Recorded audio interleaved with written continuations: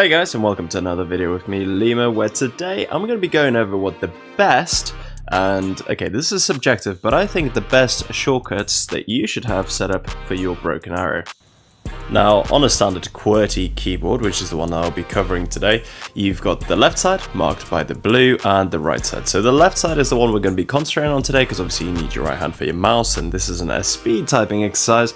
But unfortunately the default settings don't really consider this as much, and things like U with unload being very far out the way and hard to reach don't make it easier. So what I'm going to do is go over it row by row, so obviously the top part with the numbers and the F's first, Q row, A row, and finally the Z row, and show you how I've got the command set up to hopefully make you a better player.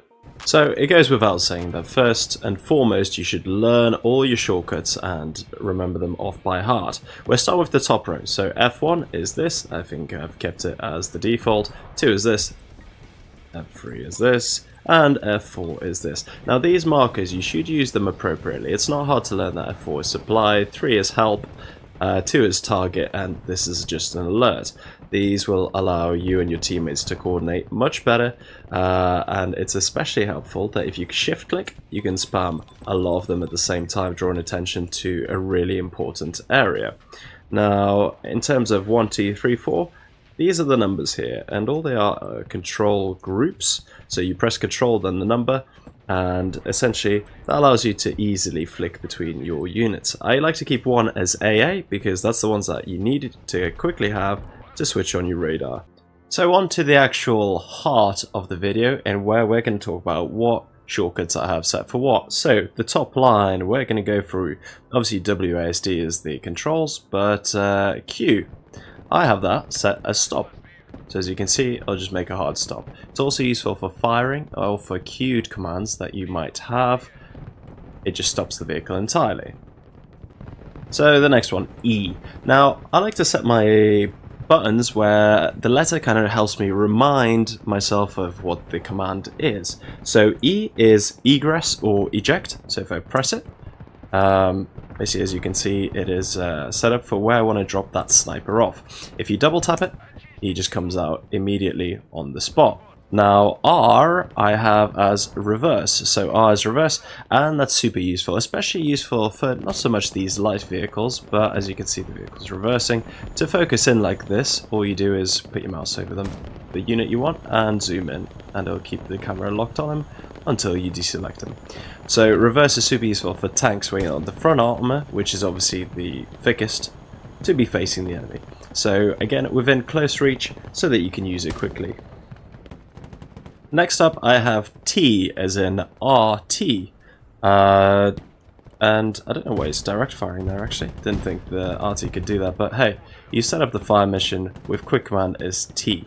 Similar to this, I have Y next door because it will be a quick command for smoke. Obviously these units are not equipped with it, but it's a bit further away, which is why I don't mind using Y either. Now, the last buttons I have on this top line are the ones that are far away, and hence I don't use a lot.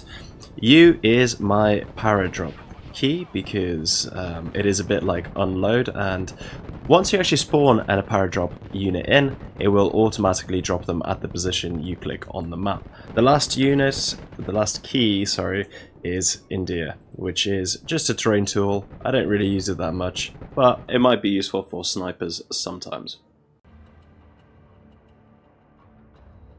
So the next key I have for you is Foxtrot, and essentially that means that instead of just driving directly in a straight line like I'll simulate now, the units will use the road, i.e. the fastest possible mode of transport. So double clicking, by the way, that selects all the same unit of the same type, so I'll send them up that road. As you see, they'll go towards it and along it. Ground fire, so that is G. And what that does is, it's especially useful if there's any enemy in smoke or something like that. That will absolutely annihilate that position and keep firing. So a good one to have, remembered as a shortcut also. So next, after G is H, which is hotel, which I remember by calling it hold fire. This is especially useful for snipers when you want them to just be your eyes, but not engage any enemy positions. Now, the last letter I have on the A row is Juliet, and I hardly use that one, hence it's obviously out of reach of the main cards, but it is basically strafing.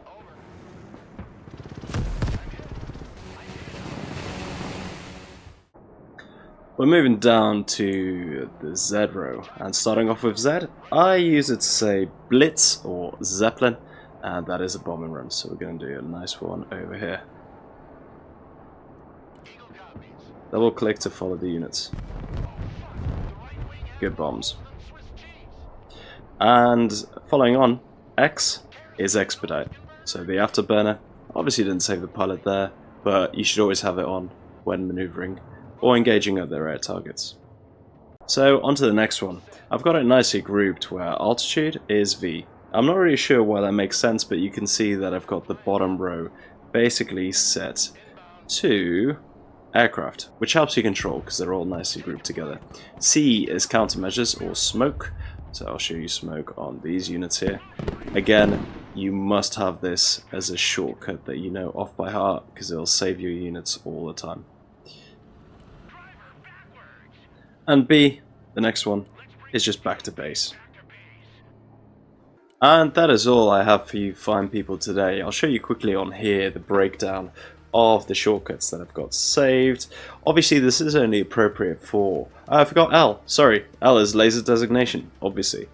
It only works for QWERTY keyboard. If you have a different one, you can obviously... These aren't important, so I haven't included them. You can obviously use those. The same position of the keys to find your shortcuts, but as I said, this is subjective and whatever works for you best is the right way to do it. But this is how I do it, and feel free to copy me. Thank you so much for watching. Bye bye.